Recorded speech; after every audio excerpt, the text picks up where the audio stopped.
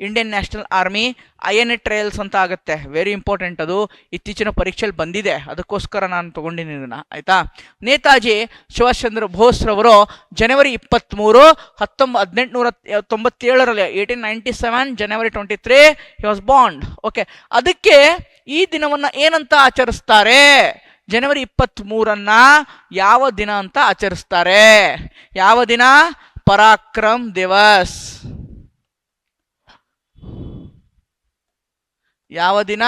Parakram Diwas. Very very important. ಇದನ್ನ ಯಾವ ದಿನ ಅಂತ ಆಚರಿಸ್ತಾರೆ? ಪರಾಕ್ರಮ್ ದಿವಸ್ ಅಂತ ಆಚರಿಸ್ತೀವಿ. ಇದು ಪ್ರಶ್ನೆ ಬಂದಿದೆ. UPSC ಕಂಡಕ್ಟ್ ಮಾಡಿದಂತಹ EPFO 2020ರಲ್ಲಿ EPFO ಪರೀಕ್ಷೆ ಕಂಡಕ್ಟ್ ಮಾಡ್ತಾರೆ. ಆ EPFO ಪರೀಕ್ಷೆನಲ್ಲಿ ಪರಾಕ್ರಮ್ ದಿವಸ್ ಬಂದಿದೆ, ಆಯ್ತಾ. ಅದೇ ರೀತಿ ಇನ್ನೊಂದು ಬರುತ್ತೆ, ಸುಭಾಷ್ ಚಂದ್ರ ಬೋಸ್ ಐರ್ಲೆಂಡ್ ಅಂತ. ಅಂಡಮಾನ್ ನಿಕೋಬಾರ್ ಐರ್ಲೆಂಡ್ ಅಲ್ಲಿ, ಅಂಡಮಾನ್ ನಿಕೋಬಾರ್ ದ್ವೀಪದಲ್ಲಿ ಒಂದು ದ್ವೀಪಕ್ಕೆ, ಒಂದು ಐರ್ಲೆಂಡ್ಗೆ ಏನ್ ಮಾಡಿದ್ದಾರೆ? ಸುಭಾಷ್ ಚಂದ್ರ ಬೋಸ್ ಅವರ ಹೆಸರಿಟ್ಟಿದ್ದಾರೆ. ಯಾವ್ದು ಐರ್ಲೆಂಡು? Rose Ireland. ನೆನ್ಪಿಟ್ಕೊಳ್ಳಿ, ಇದು KA ಎಕ್ಸಾಮ್ಸ್ ಅಲ್ಲಿ ಬಂದಿದೆ. ರೋಸ್ ಐರ್ಲ್ಯಾಂಡ್, ರೋಸ್ ದ್ವೀಪಕ್ಕೆ ಸುಭಾಷ್ ಚಂದ್ರ ಅವರ ಬೋಸ್ ಹೆಸರನ್ನ ಮರುನಾಮಕರಣ ಮಾಡಿದ್ದಾರೆ. ಇದು ಗೊತ್ತಿರಬೇಕು, ಇದು ಇಂಪಾರ್ಟೆಂಟು, ಆಯ್ತಾ. ಓಕೆ, ಕಾಂಗ್ರೆಸ್ ಅಧ್ಯಕ್ಷರಾಗಿರ್ತಾರೆ 38, 39ರಲ್ಲಿ. 39ರಲ್ಲಿ ಅದರಿಂದ ಹೊರಗೆ ಬರ್ತಾರೆ.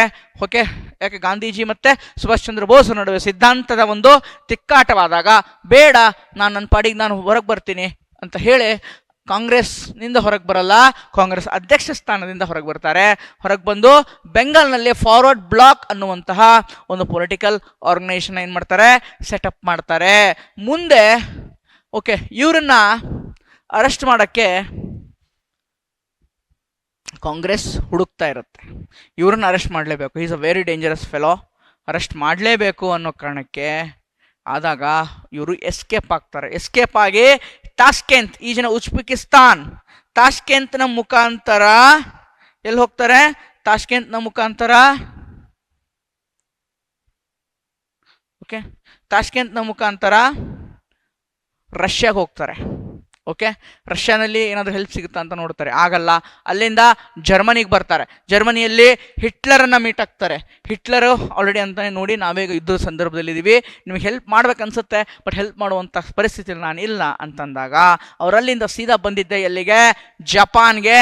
ಜಪಾನ್ನಲ್ಲಿ ಬಂದು ಅಲ್ಲಿ ಆಲ್ರೆಡಿ ಫಾರ್ಮೇಷನ್ ಆಗಿದ್ದಂತಹ ಇಂಡಿಯನ್ ನ್ಯಾಷನಲ್ ಆರ್ಮಿಯ ನಾಯಕತ್ವವನ್ನು ವಹಿಸ್ಕೋತಾರೆ. ಈ ಇಂಡಿಯನ್ ನ್ಯಾಷನಲ್ ಆರ್ಮಿಯಲ್ಲಿ ಇದ್ದಂತಹ ಸೈನಿಕರು ಯಾರಂತಂದ್ರೆ ಪ್ರಿಸ್ನರ್ಸ್.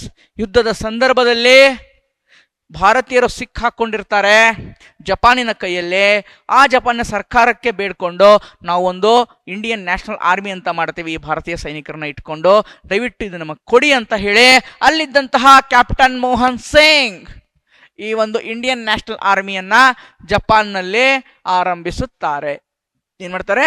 ಇಂಡಿಯನ್ ನ್ಯಾಷನಲ್ ಆರ್ಮಿಯನ್ನ ಜಪಾನ್ನಲ್ಲಿ ಆರಂಭಿಸುತ್ತಾರೆ. ಇದಕ್ಕೆ ರಾಜ್ ಬಿಹಾರಿ ಬೋಸ್ ಅವರ ಬೆಂಬಲ ಕೂಡ ಇರುತ್ತೆ, ಕ್ರಾಂತಿಕಾರಿ, ಗೊತ್ತಿದೆ, ನೋಡಿದೀವಿ.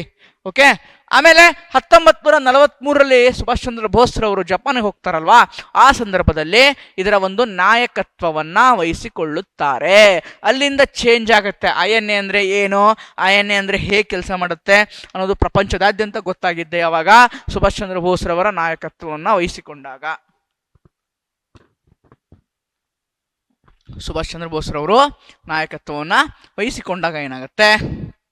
ಇಡೀ INA ಚಿತ್ರಣವೇ ಚೇಂಜ್ ಆಗೋಗುತ್ತೆ. ಅದೇ ರೀತಿ ಆಜಾದ್ ಹಿಂದ್ ಸರ್ಕಾರ ಅಂತ ಹೇಳಿ ಸಿಂಗಾಪುರ್ನಲ್ಲಿ 21 ಅಕ್ಟೋಬರ್ 1943ರಲ್ಲಿ ಸಿಂಗಾಪುರ್ನಲ್ಲಿ ಆಜಾದ್ ಹಿಂದ್ ಸರ್ಕಾರ ಅಂತ ಅವ್ರದ್ದು ಒಂದು ಸರ್ಕಾರವನ್ನು ಮಾಡ್ತಾರೆ. ಸಿಂಗಾಪುರ್ನಿಂದ ರೇಡಿಯೋಯಿಂದ ಮಾತಾಡ್ತಾ ಏನು ಭಾರತೀಯರನ್ನು ಉದ್ದೇಶಿಸಿ ಒಂದು ಸಂದೇಶವನ್ನು ಕೂಡ ಕೊಡ್ತಾರೆ. ದೆಹಲಿ ಚಲೋ ಅಂತ ಹೇಳಿ ನಮ್ಮ ಗುರಿ ಏನಿರಬೇಕಪ್ಪ? ದೆಹಲಿ ಚಲೋ ಆಗಿರಬೇಕು. ಮೊಯಾಂಗ್ನಲ್ಲಿ INA ಧ್ವಜವನ್ನು ಕೂಡ 14 ಏಪ್ರಿಲ್ 1944ರಲ್ಲಿ ನೆಡ್ತಾರೆ. ಬಟ್ ಅನ್ಫಾರ್ಚುನೇಟ್ ಅವರು ಅಲ್ಲಿಂದ ಭಾರತಕ್ಕೆ ಬರುವಂತಹ ಸಂದರ್ಭದಲ್ಲಿ ಒಂದು ಪ್ಲೇನ್ ಕ್ರ್ಯಾಶ್ ಅಲ್ಲೇ ಸತ್ತೋಗ್ತಾರೆ ಅಂತ ಹೇಳಿ ಮಾಹಿತಿ ಬರುತ್ತೆ. ಹೀಗಾಗಿ ಅಲ್ಲಿಗೆ ಸುಭಾಷ್ ಚಂದ್ರ ಬೋಸ್ ರವರ ಒಂದು ಅಂತ್ಯ ಆಗುತ್ತೆ.